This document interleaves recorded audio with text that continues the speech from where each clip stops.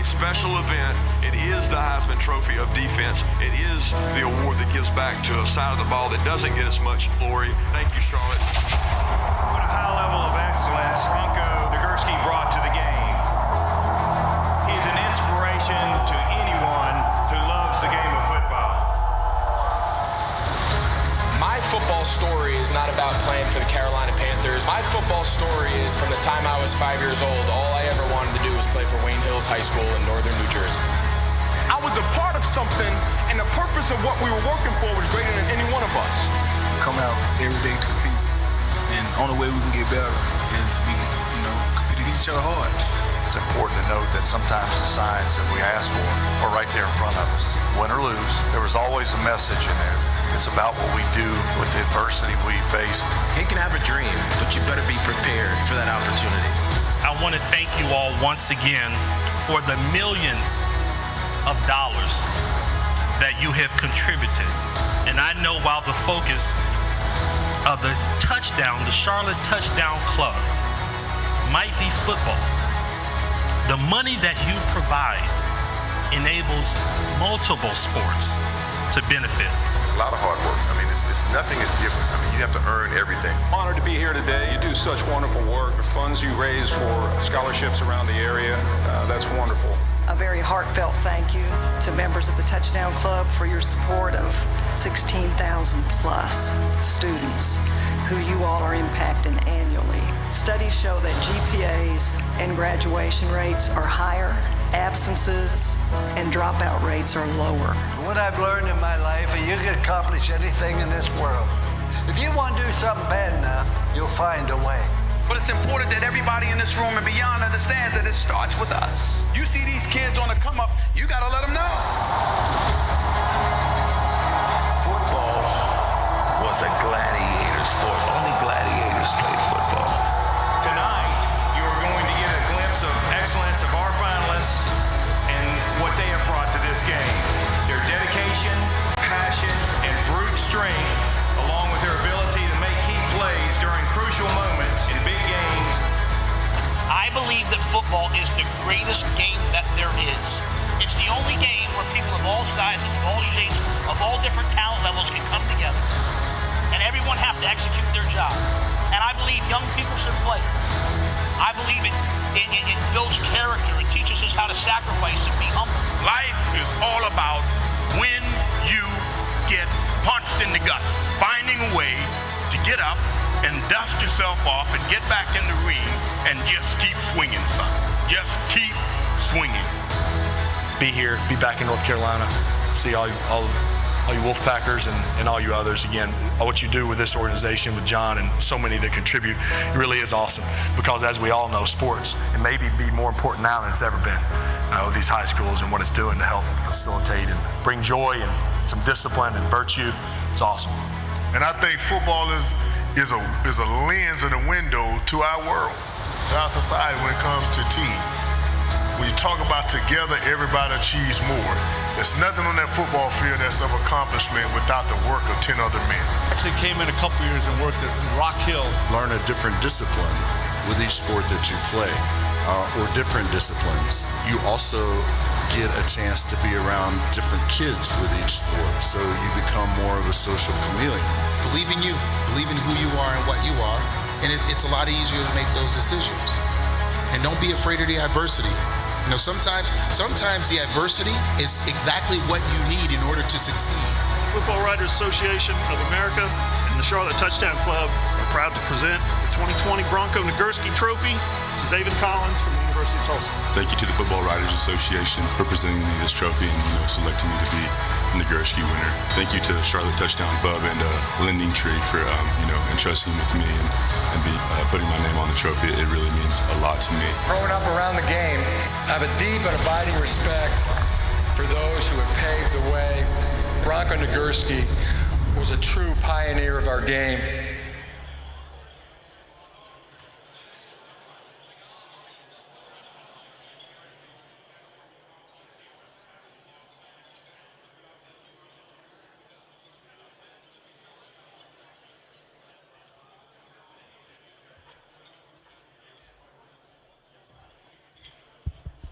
Well. Good afternoon, everyone. Good afternoon.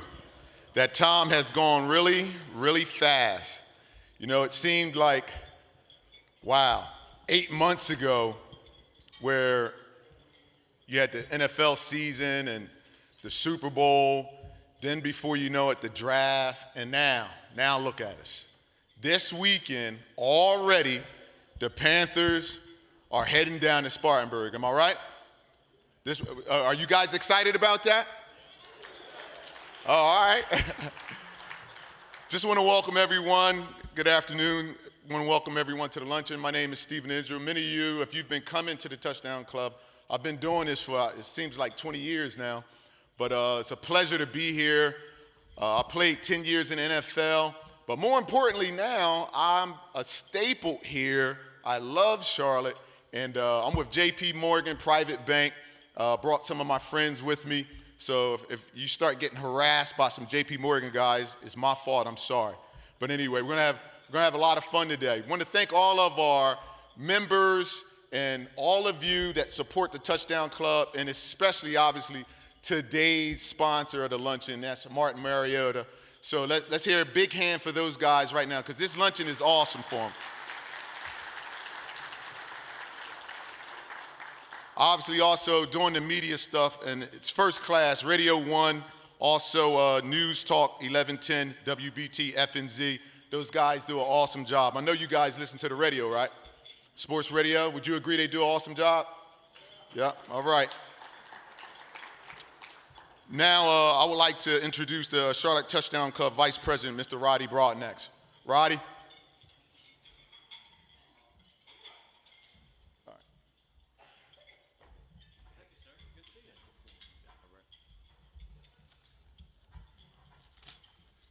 Hello, everybody, and welcome. We're glad to have you at our Speaker Series luncheon today, featuring best-selling author, Super Bowl champion, and I spoke to Benjamin about this before, Northwestern High School Trojan, right out of Football City, Rock Hill, South Carolina. So as you can tell, I'm a Northwestern alumni and a Rock Hill boy, so we're excited again to have Benjamin here. He meant a lot. I was lucky enough to watch him in his career at Northwestern. He led us to the 2015 South Carolina 4A state championship. He ran track. He was involved in Fellowship of Christian Athletes. And also, he was the Northwestern High School Student of the Year his senior year. So I know you're getting ready to see his bio and all the great things he does on the football field, but he did a lot off the football field, and he's continuing to do that in his life as well. So Benjamin, thank you. I'm honored to be able to say hello to you today and do this. Also, Martin Marietta, thank you again. A decade of sponsorship from you guys. We appreciate your loyalty, all you do for us, and thanks again. We appreciate it. I've got a couple of dates I'm going to throw out, more events, and I know we got Father John coming up to bless the food and get going, but we've got a really big lineup coming up, starting on Labor Day weekend, September 1st, Friday. Frank Reich will be here, coach of the Carolina Panthers, to kick off our Panther season kickoff luncheon. The next day, game day, comes to Charlotte, South Carolina versus North Carolina. Gamecocks, Tar Heels, go Cox. So a big weekend for football in the Queen City. October 20th, we have got San Francisco 49er Hall of Famer Bryant Young here. That will be a great luncheon as well. Then the big one, the Bronco Nagurski Awards Banquet, December 4th at the Charlotte Convention Center. This is the College Football Defensive Player of the Year Award. We're lucky to have it here in Charlotte for almost 30 years. Maybe John can correct me, maybe it's 30 years now, but it's one you don't want to miss. Also at that award, we'll have TCU 2022 Coach of the Year, Sonny Dykes, as our keynote speaker. So you don't want to miss this one. Also, we'd like to thank Rick Hughes with the Capital Group of Companies and their partnership for the Defender of the Nation Award that night, and the Hertwig Family Foundation for their support of the Bronco Nagurski Legends Award. Both those will go along with the Bronco Nagurski Award on December 4th. Now, if you'll bear with me, on your table, there's a couple of great things I'd like for you to take a look at. As you know, John Rocco is the master of sponsorships. I mean, look at you. You're all here as a result of John Rocco bringing sponsorships in. We've got two very unique opportunities he would like to pitch to you and get you involved with the club. The first is our Carolina Panthers Community Impact Player of the Year Award. This will be given out at the Bronco Nagurski Awards. Also, our Touchdown Club Golf Classic, which is a sellout every year. Probably one of our best casual networking events, great brand recognition. So I hope you'll consider those, take a look at them, call John directly, he'll make a deal with you. And we can't thank you enough for your continued support and looking forward to a great luncheon. Benjamin, can't wait to hear you speak. So thank you guys always and enjoy the lunch.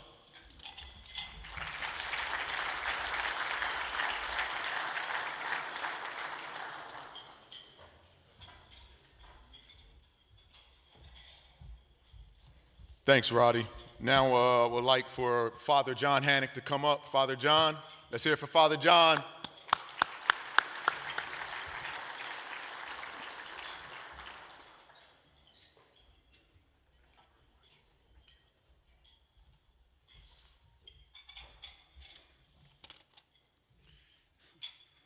Oh, good afternoon. It really does embarrass me a bit when people applaud when I am invited, for instance, to come to pray. It even happened in our church not too long ago where they said, no clapping in church. So I guess that's always been with me, but thank you very much. And it's a real honor for me to be able to be here and offer this prayer. So let us pray. Gracious, ever-living God, you are always with us. Bless our gathering today, our conversations, and our hopes. Bless our desire to honor you by sharing the gifts you have entrusted to us. Bless those who are preparing through training and mini camps to play this game of football that we love. Bless all who are part of the Charlotte Panther organization, their families, and their fans. Bless us, the members of the Charlotte Touchdown Club. Keep us ever mindful of our responsibility to encourage and support each other. Bless those who prepared this meal and those who worked in the fields to harvest it. Bless too our sisters and brothers who lack support and nourishment every day. And we pray and ask this blessing in your loving name. And so it is. Amen. Thank you.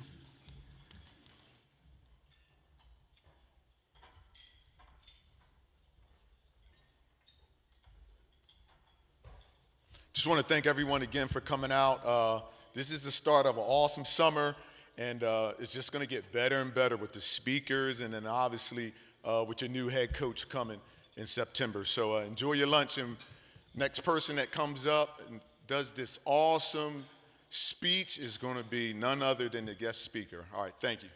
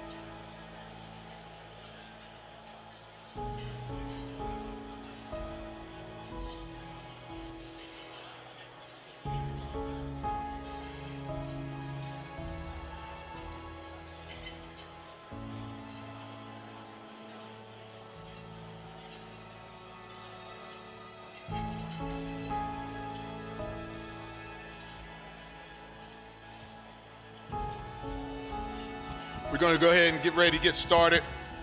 Just want to thank everyone for coming out again, and hopefully you're enjoying the awesome lunch. Also, want you guys to recognize and patronize the various sponsors that you see come up on the screens. Really thank all our sponsors for really making the Touchdown Club what it is today. Obviously, also with our awesome leader in John Rocco. Also, the Touchdown Club would like to thank Crown Sports Sales and Rydell for the support of today's solid auction. And we're going to get ready to do the auction. We got all our stuff up here. And hopefully you guys like some of the goodies we have. Can I ask a couple of my volunteers to come up? Rocco, am I by myself today, or are you going to help me? Also, what about the heat? It's not just heat here, it's heat across the country, right? Arizona, I believe, for a week straight was at 105. How crazy is that? But I tell you what, when Ben comes up, I'm going to ask Ben, did he go to Thibodaux, Louisiana for two-a-days? Well, I know you didn't do two-a-days because they did away with that almost 20 years ago, right?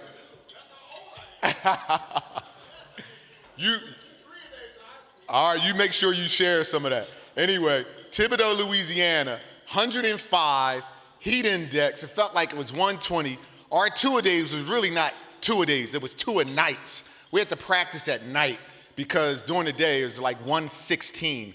I'm like, you gotta be kidding me, really? Then they had these love bugs. You guys ever seen love bugs? Show of hands, no love bugs? All right, down in Louisiana, they had these black love bugs flying all in your helmet. It was unbelievable. You ready, Rocco?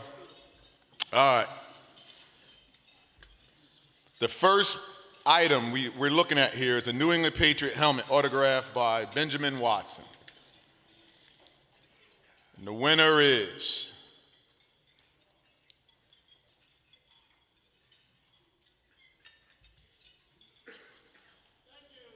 3198-726.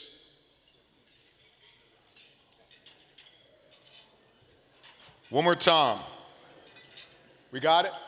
All right, we got a winner.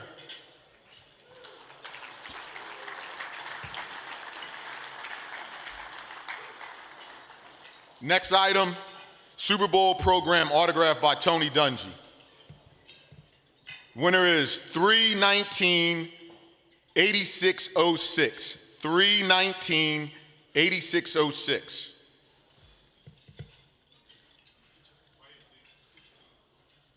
Tony Dungy.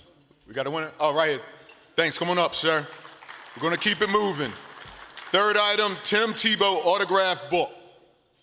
Tim Tebow autograph book.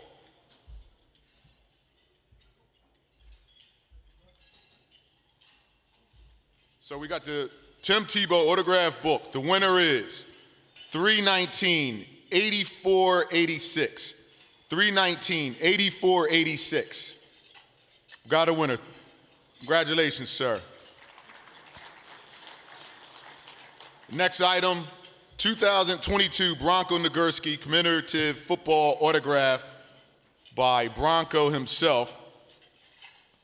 That was a joke. You guys didn't catch that. No, the winner last year of that award was Will Anderson. It's autographed by Will Anderson and all the other finalists. Winner is 319-8655. 319-8655. I'm curious to see what Will Anderson's going to do. You guys, I'm sure you saw that he had an unbelievable college career. Probably one of the more dominant linebackers in the last 10 years. If you're football fans, I'm sure you would agree to that. Looking forward to see what he's going to do.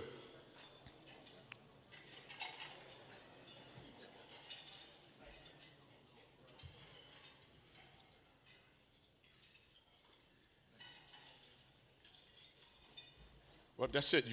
We're good, right? A couple more? All right, Merrill Hodge. All right, next one, we got an autograph book by Merrill Hodge. You got any Steeler fans?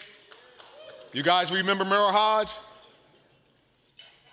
The winner is 319-8614. 319-8614.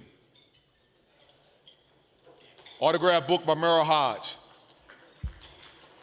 Oh, here we go.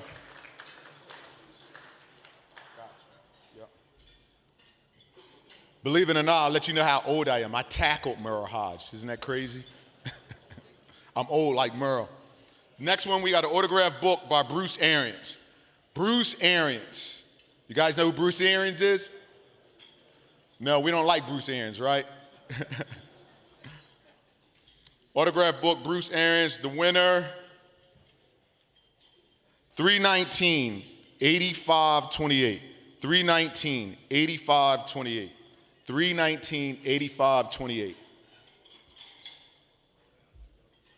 All right, so while the winner is coming up, Bruce Arians in 1987 was the head coach for Temple University. I went to Temple for a visit. This guy comes out of the meeting and says, "Hey, Steve committed." He lied. I never said I was coming. I just went there for a visit. I ended up going to University of Pittsburgh. Anyway, that's how I built my relationship with Bruce Arians. I still talk to him to this day. And a lot of speakers come here, but I just want you to know sports is no different than business. It's all about negotiating and who you know and networks. And I just always stayed in contact with him. Since I was 18 years old, he told me that you should have came to Temple. I'm like, nah, bro. I didn't want to play at Temple. Anyway, before you leave, don't forget to place your bids on the silent auction items outside. Last bids will take place 10 minutes following the conclusion of the luncheon. All proceeds will benefit the Charlotte Touchdown Club and the Scholarship Fund. Also, that centerpiece, that's real big. How many times have we had our guests have their book on the table? Is this the second or first? Second? All right, well, the centerpiece. The winner of the centerpiece, if you turn over the Patriots sticker, it has a Patriots sticker, turn over your centerpiece, the autograph poster right there, and it says, you're the winner. It has a sticker that says, you're the winner.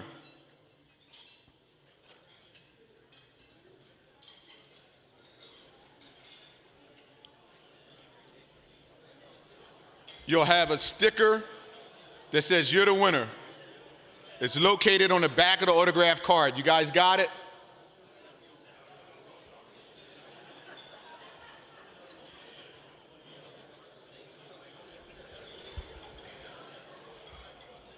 All right. We want to thank Ben for bringing those books. Ben, when did you sign them, Ben? Did you do all this signing last night? Oh, you signed them this morning? All right. Oh, that's good. Oh, that's good. That's good stuff. Thanks. Also, we want to recognize some special guests here today and hold your applause till afterwards. We have high school and middle school coaches and administrators, and I'm sure you would agree the awesome job that high school and middle school coaches do and administrators. So many athletes really, really appreciate it, because when you come from an awesome family, that's great, but the added support, we're having awesome coaches and administrators that obviously care about the game of sports, in which it helps build teamwork, communication, and camaraderie. It's unbelievable. So I just want to thank all the middle school and high school coaches for being here, and also administrators. And last but not least, and I'm going to ask you to stand now, we want to give a warm welcome to all the current and past and former U.S. military heroes in attendance. Let's stand, please.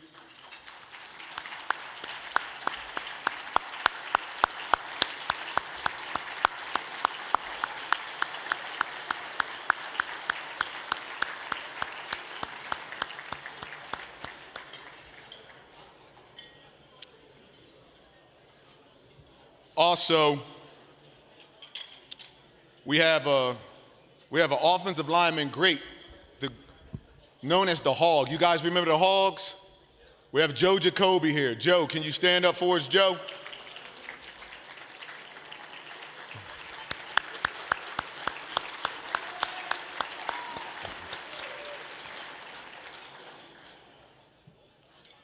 Now I'm going to ask everyone to stand, please.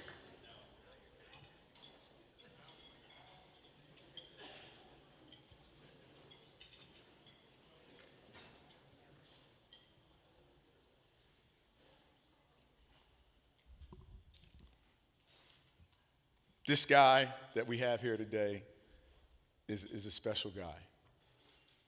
This is probably the first time we've had a guest speaker with this type of resume. Let me read it to you. Obviously married, 7 kids, 15 years in NFL, Super Bowl, Bart Starr Award, which the Bart Starr is not just the type of teammate you are and the player you are on the field, but at home, the type of husband, the type of father you are. But it goes further than that. It's about community. What have you done and what kind of impact have you had on your community? Also, currently now working for ESPN, and I think this may be the first time that he's brought classmates from high school, right? He has one of his classmates here, Stephen Price, that's here in the audience. The list just goes on and on. Let's just give a warm welcome to Ben Watson.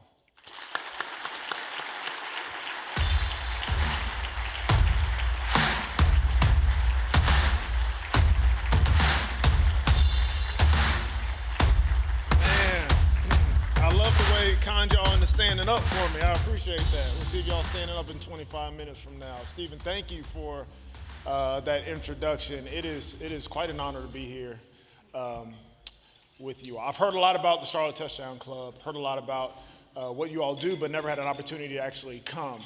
A good friend of mine, whose name you may know, Joe DeLamalure, actually has tried to get me to come to this place multiple times, but there's always something that came up. But Coach D, as we call him, was my coach, my tight end coach at Duke University. I actually started at Duke University, played there for a year before transferring to the University of Georgia. And if you know anything about Coach D, he is a Hall of Fame offensive lineman, blocked for O.J. Simpson. Can you still say that, O.J. Simpson?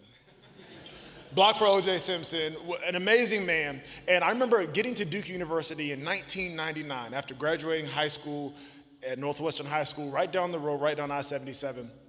And I walk into the weight room, and I'm expecting to see, all my teammates in there working out. Like, this is college football. It's time to go. Like, these guys got to be in here eating the weights, right?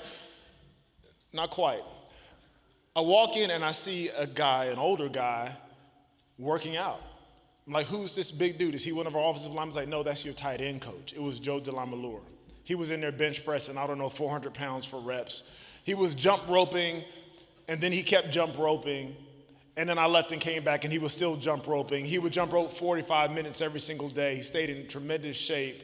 But that was my introduction to Coach D, the player and the person. But I'll tell you something about Coach D, and something that Stephen mentioned, even in introducing me. The important thing with Coach D was that he wanted us to be men of honor, men who went into our communities, men who did things that were outside of the football realm for the betterment of humanity.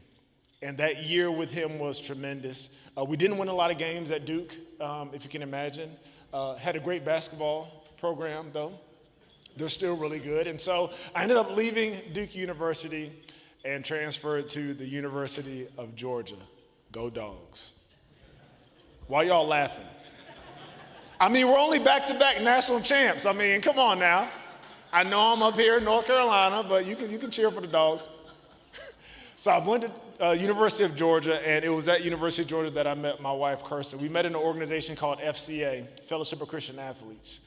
When I was in high school, FCA was a huge part of my life. And for those of you who have been involved with FCA, you understand what it means to be able to have that sort of a club on campuses around the country, faith-based club, Christian club for high school athletes, college athletes, all the way up to their senior years of college. I used to grow up going to FCA camps as my father was a speaker many times. And as the story goes, I walk into FCA and I saw this girl, and the rest is history.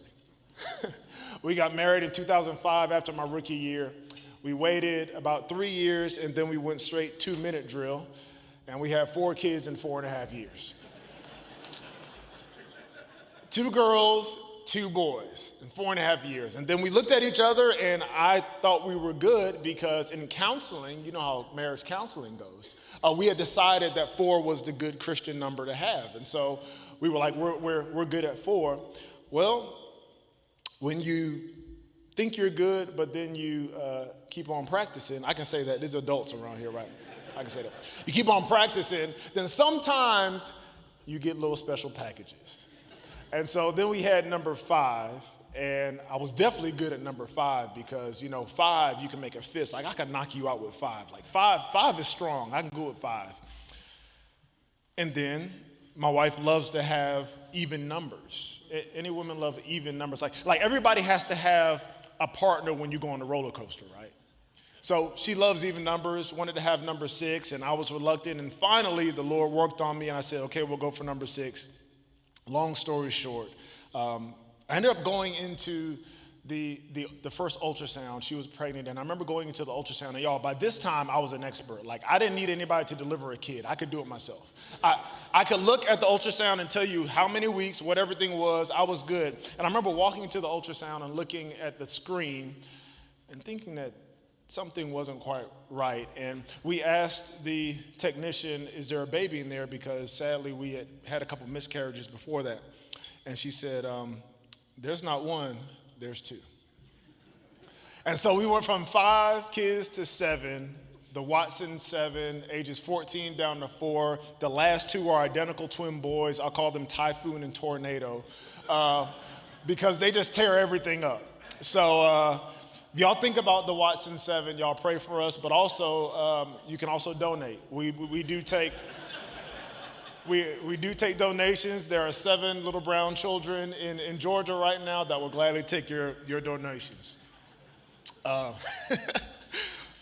A little football. I grew up loving the game. My father played football at University of Maryland back in the 70s, and I can remember being a kid and going with him when he would go speak to different organizations, high school football teams, sometimes college football teams or pro teams. He would do their chapel, and I remember being a kid just loving the game, just wanting to be around the game all the time. Like, that's all I wanted to do. And as I got older, I knew that I wanted to play, but my parents wouldn't let me because it's dangerous. Football is dangerous, so I started playing a game called soccer.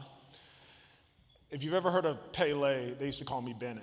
Just putting that out there. I was like that in soccer. I should have kept going after seeing some of these contracts, honestly, but maybe I picked the wrong sport. But I ended up moving over to football because I always loved the sport and had an opportunity to play at the collegiate level and then obviously at the pro level for 16 years, opportunity to win a Super Bowl, but really most importantly, and I think you can relate to this, for me in my career, it was about the relationships. It was about the camaraderie of being in a locker room with 60 other guys who were moving in the same direction for the same purpose and the same goal. It was about being around a bunch of guys who were willing to sacrifice spiritually, mentally, physically, emotionally for a common good. It was about being in a group, and you can relate to this in wherever sphere you're in. Maybe it's in your family, maybe it's in your work situation, whatever it is, being with a group of people who, quote unquote, had each other's back, who cared about each other because they knew who each other was, and there was value in that.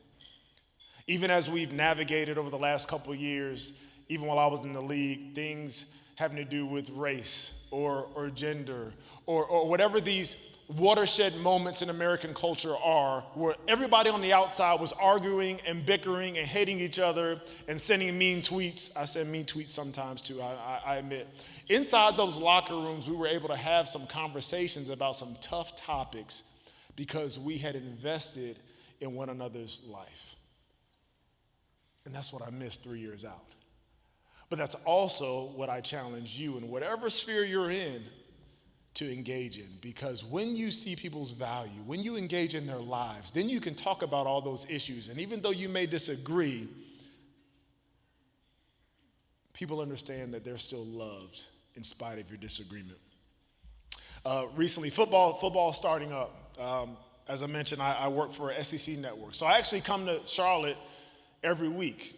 SEC Network's offices, we broadcast right from Ballantyne. So I leave in the morning on Saturdays. I come here. I'm in studio all day long covering all the SEC football stuff because the SEC is the best conference in college football, right? I can say I was in the ACC. I know, like, I'm not hating. I was in there. And we cover all the SEC games. Then I fly back to Georgia early in the morning on Sunday in time to go to church and try not to fall asleep. But I come back and forth, and we just had SEC Media Days last week in Nashville. So SEC Media Days, if you're not familiar, it's basically every conference has a media week where all the coaches come on different days. They bring some of their players, and they spit back all the talking points. We're working really hard. We're looking forward to this year. Everybody has optimism. You know, everybody has optimism during this time of year. Like, everybody thinks this is going to be like the year, right? The Panthers. This is going to be the year. You know what I mean? Like, this is the year that we break through. Everybody's excited during this time.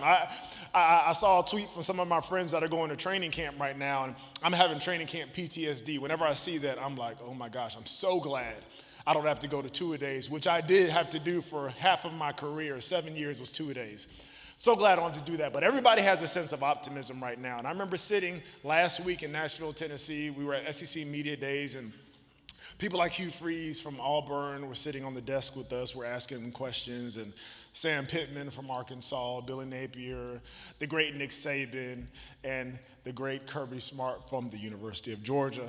We were talking to them. And what was interesting is that so many of these coaches talked about being the CEO or the business exec of their organization. Like, they actually used those terms. They got up and talked about delegating authority, about training talent, about nurturing a culture of accountability.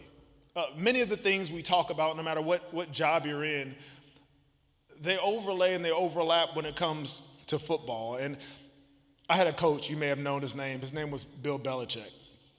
And he always talked about accountability. Sometimes people ask me, like, what was Bill like? And I'm like, well, he has more humor than he shows in the press conferences.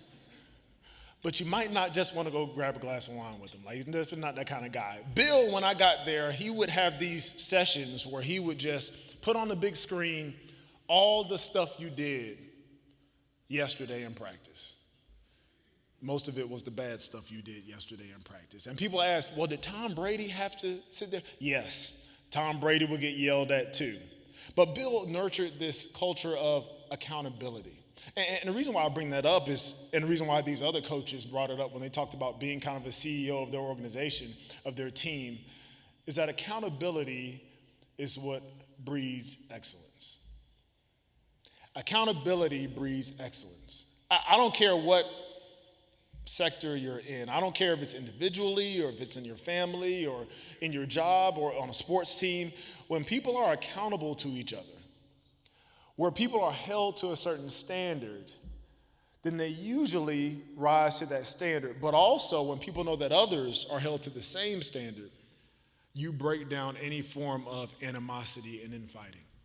Accountability. The other thing that the coaches talked about was cultivating talent.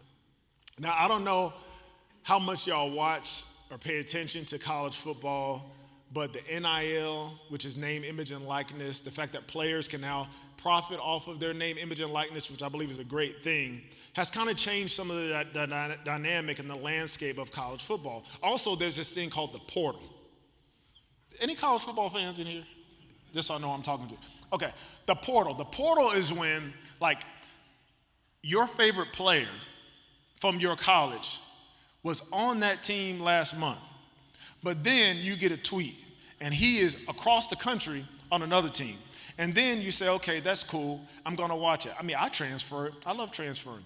But then the next year, you're like, oh, he's on another team, and I can't keep up. So the portal has created an opportunity, great for players to get into a better situation. But what these coaches talked about and what these leaders of their teams talked about was the fact that it made it difficult to cultivate their talent, because they didn't know how long they were going to have a player there. They didn't know if they were going to have to draft another player, if they were going to have to get a player from the portal from somewhere else, if you're going to be like Nick Saban and just go grab people left and right to fill holes. I mean, they didn't understand how they were going to navigate that, cultivating talent. And the last thing they talked about was confronting complacency. Confronting complacency. One of the questions we asked Kirby Smart from the University of Georgia, two-time national champion. I'm going to keep saying that just so y'all know, just to make sure you're awake. But he addressed the idea of complacency, because the question with Georgia is, you've won 2 national championships. Are you going to be lulled into complacency? And he said, well, to not be lulled into complacency, you have to first name it. You got to name it. How many times do we not name or point out our threats? I'll break it down further. Let's say you are a husband, you're a father, you're a leader of your home. There's a threat to your family that is a temptation for you. How often do we not just name it so that we can address it? I'll put it in business terms. Maybe the threat is something about the market changing. Maybe the threat is about turnover within your organization. We have to name the threats in order to adequately address it. That's what Coach Kirby Smart was talking about, confronting complacency. So I left SEC Media Days with a bunch of questions still. Talking season is about over, as we call it, because the games are about to begin pretty soon here. And I didn't mention this, but my wife and I live in Georgia. We have been building a house for the last almost 2 years. You can pray for us on that too. We moved, we bought a house, we said we want to build a house, so we've been building this house, and it's almost done. We're about to move in next week, actually, to this house. Excited about it. It's been a long time coming. But part of moving, as you know, is like getting rid of some of the stuff that you've been pulling behind you for the last 20 years. I see y'all nodding your head, yeah. So I'm in the process of going in the basement and like unpacking stuff from like the 2009 Patriots football team. I mean, I had a bag that had mouthwash in it from my locker. I got signed jerseys from Randy Moss and Tom Brady. I got my cleats from when we played in the playoffs. I got all these sorts of things. And as I'm digging through these boxes and deciding what to keep, I ran across something that I want to share with you all today. I ran across a card from my grandmother at my college graduation. It was dated May the 8th, 2003. My grandmother has gone on to be with the Lord, but she was one of those praying grandmothers. She was one of those grandmothers that when you called her on the phone, and you can relate to this, she would not let you leave until she prayed with you and she told you that she loved you and that what God has for you is for you. She was one of those grandmas that when you went over her house and you weren't hungry, she was going to make sure you ate, even though you weren't hungry, and make sure you got some more to eat if you wanted some more to eat. But I opened this card, and in it she says, always remember, the secret of success in life is for a man to be ready for his opportunity when it comes. And to win, you've got to stay in the game. Always remember, the secret of success in life is for a man to be ready for his opportunity when it comes. And to win, you've got to stay in the game. I want to talk a little bit about what that means, especially in my career, about staying in the game, about winning and being ready when your opportunity comes. When I think about this lesson from Grandma, I think about three things. I think about preparation, I think about patience, and I think about perseverance. She says, always remember, the secret is to be ready. So how do you get ready? How do you get ready for your opportunity? What does that really mean? Maybe there's something you're waiting on, and are you ready for the opportunity when it comes? Maybe it's an opening. Maybe it's an opportunity. Maybe it's a promotion. Maybe it's some getting into school. Maybe it's something that's really outlandish that you've kind of put on the back burner because you feel like you're not prepared for it, and the only good thing happens to other people. It doesn't happen to me. How do you stay ready and prepared for that? When I was drafted in 2004, I didn't realize what it meant to be an NFL football player. Like, I wanted to play in the NFL, but there's something called learning how to be a pro. Learning how to be a pro. You may have heard that from other people who have come to speak. And what does it mean to learn how to be a pro? And I quickly learned that it had to be football 24/7. Like, this wasn't a hobby. Like, this wasn't just like playing video games or just going out on Friday nights or whatever. Like, this had to be all of you. And when I got to training camp, nowadays the playbook looks like this. It's an iPad. But back in the day, the playbook was about as heavy as these tables right here.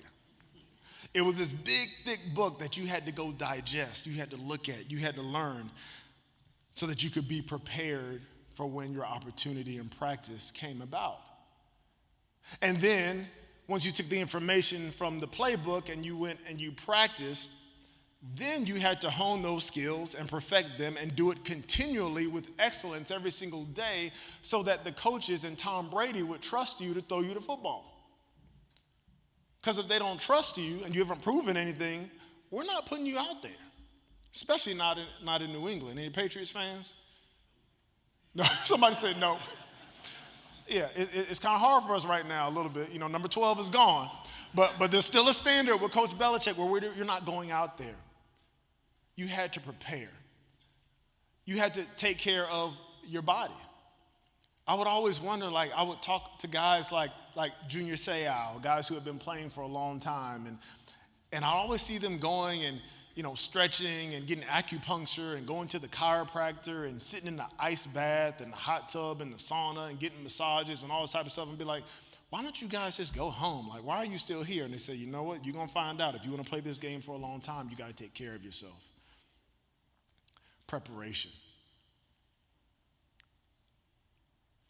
The way to seize an opportunity or be ready when an opportunity comes is to be prepared. Sundays are always the tip of the iceberg. It's so funny. I had 7 surgeries during my career. had several concussions during my career. People would come up to my wife and be like, man, I just saw Benjamin. He was 35 years old. Like, he's looking great on Sundays. And she's like, you don't see him on Mondays.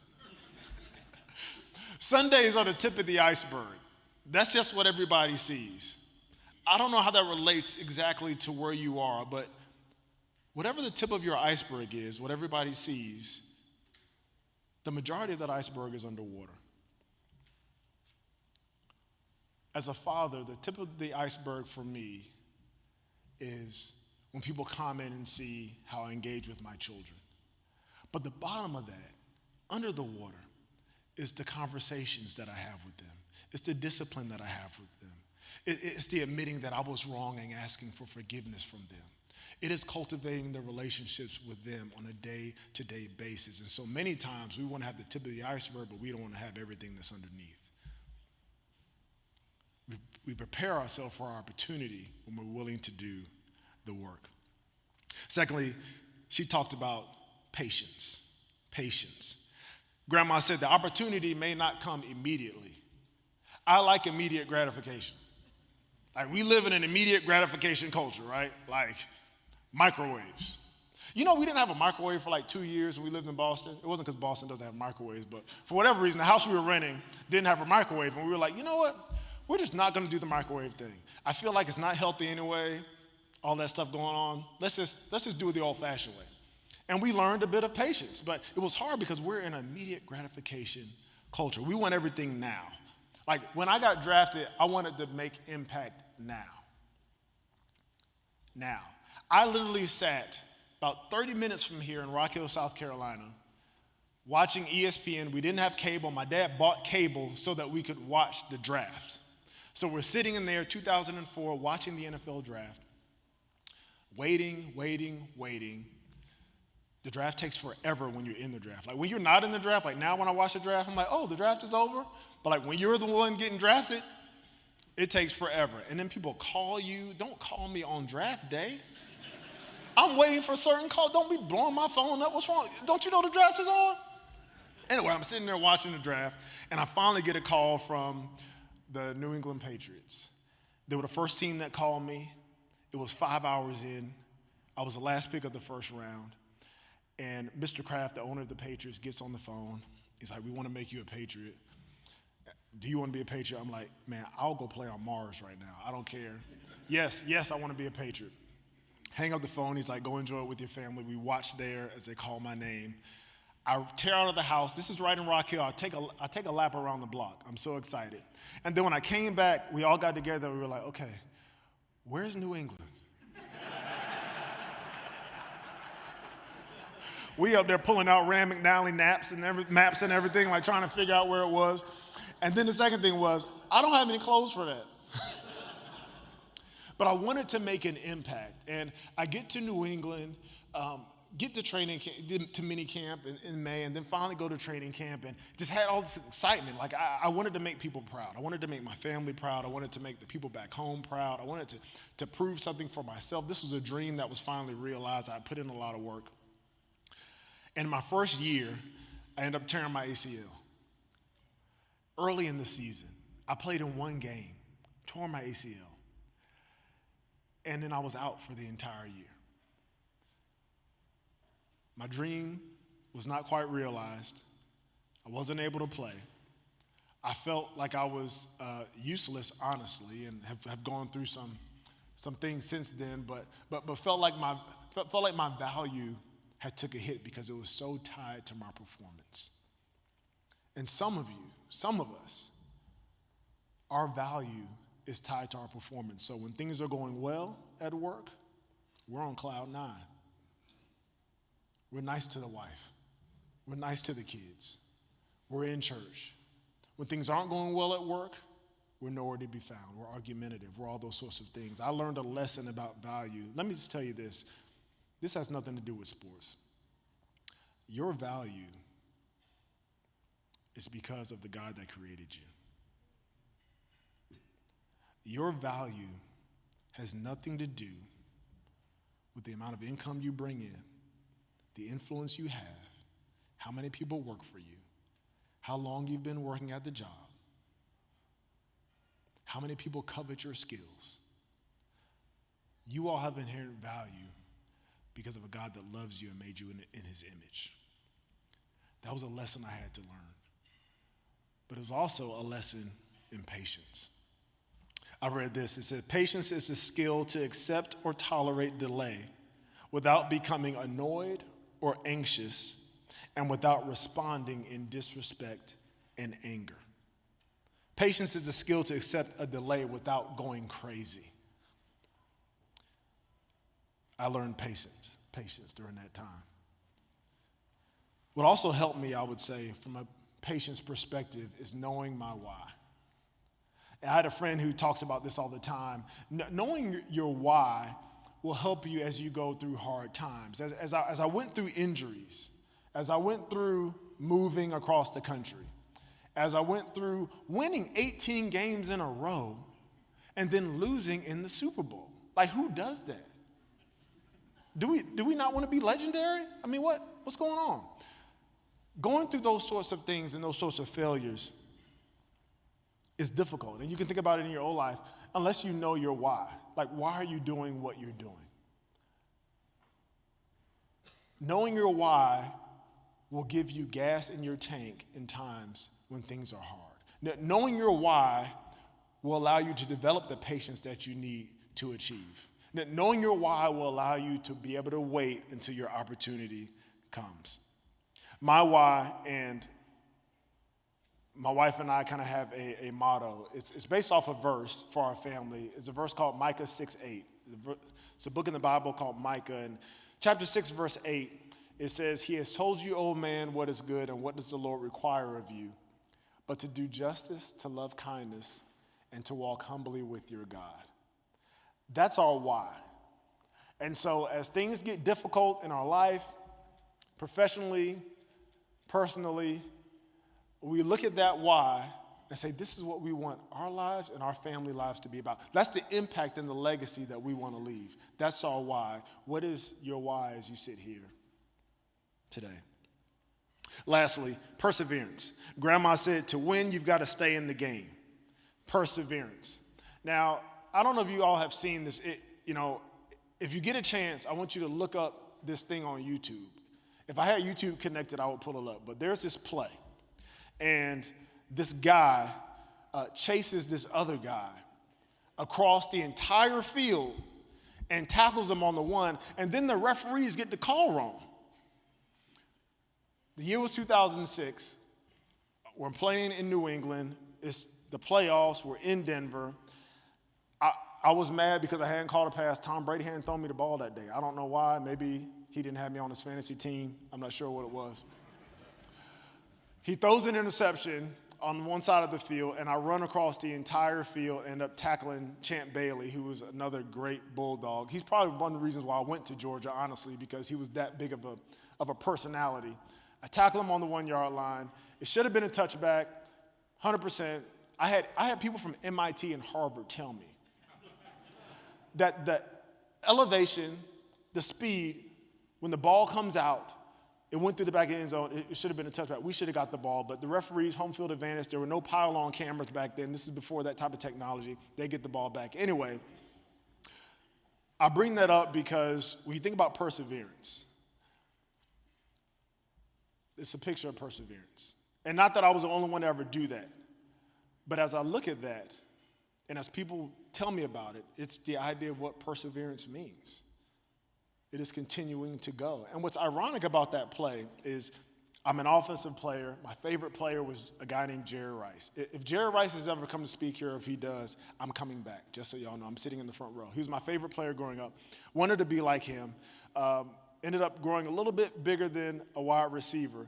But Jerry Rice was my favorite player. And so that's why I even got into football in the first place. And so I wanted to be known for catching touchdowns, for being an offensive force as a tight end, but now I'm known for making a tackle.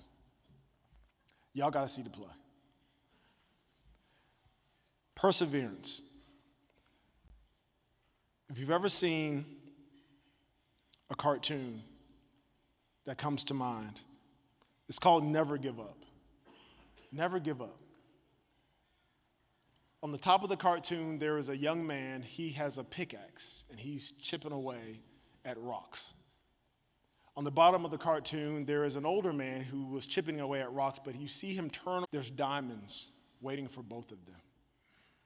And the lesson there, I saw this when I was playing for the New Orleans Saints, the lesson there is never, ever give up because you don't know how close you are to accomplishing your goals. I close with this, another quote from Grandma. She says, to understand determination, consider the postage stamp. Its importance and influence rest in its ability to stick to something until it arrives at its destination. To understand determination, consider the postage stamp. Its importance and its influence rest in its ability to stick to something until it arrives at its destination. One thing we do with our kids, we tell our kids never give up. If you start something, you finish something. If you do something, do it 100%. My dad would tell me all the time, if you're gonna be a bank robber, son, be the very best bank robber ever. Like, stick to whatever you start. Never give up. And whatever you're doing, don't give up because you don't know when the breakthrough will come.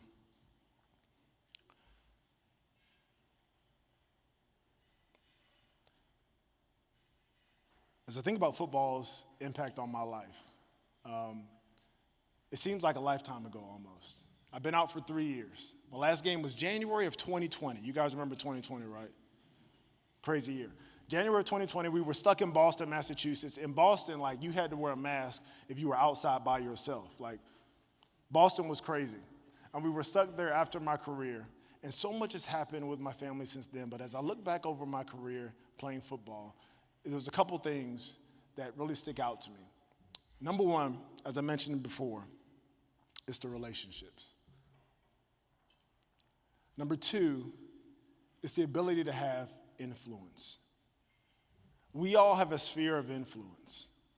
For some of you, it's your family. For some of you, it is an entire corporation. For some of you, you're on television. For some of you, it's millions. For some of you, it's maybe 2 or 3. The question is, are we going to be responsible and take care of our influence? We all have one. How are you using yours? Guys, I appreciate the time. Appreciate talking about football. Make sure you get something from the silent auction. I bid on something, so hopefully nobody outbid me. I need to go check and make sure none of y'all tried to outbid me in what I'm trying to get. But continue to do the great work that you are doing, not only celebrating the game and not only honoring football players in the sport, but really it's about life. Like football is not just a microcosm of life. It is that. But what football does, it allows us to impact people for good. Like sports allows us an inroad or a platform to talk about things that really, really matter.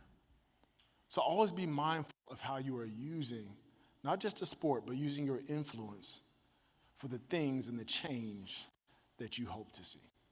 God bless you.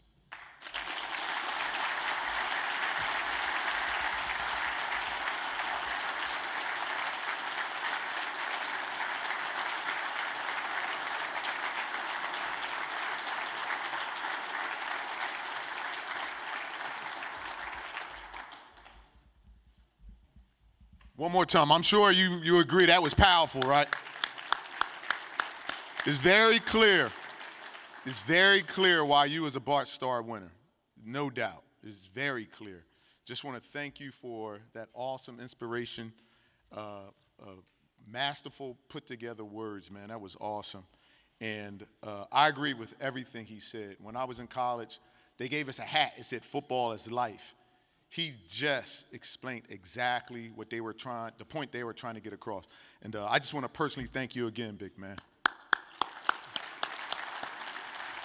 All right, guys, we had a lot of fun today. I just want to thank everyone for coming out, especially Martin Marietta for sponsoring today. What a great sponsor they are and supporting today's event. We also want to thank the Touchdown Club's media partner, Radio 1, Charlotte, and WBT and WFNZ doing an awesome job in supporting us, and also the Touchdown Club's mission. Don't forget the mission.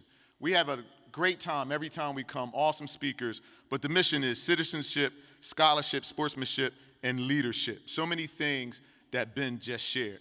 Also, I just want to remind you again, and Roddy talked about it when we first started, the luncheon in September 1st, the Carolina Panthers kickoff. Carolina Panthers kickoff luncheon featuring the new head coach here in town, Frank Wright. And I just want y'all to be ready and remember, all right, we got a first-round quarterback this year, right? Everybody happy about that? You happy about that? And I just want you to know how not all but some former players think. This former player in front of you is thinking, okay, I've sat through this before with the Carolina Panthers. First-round pick.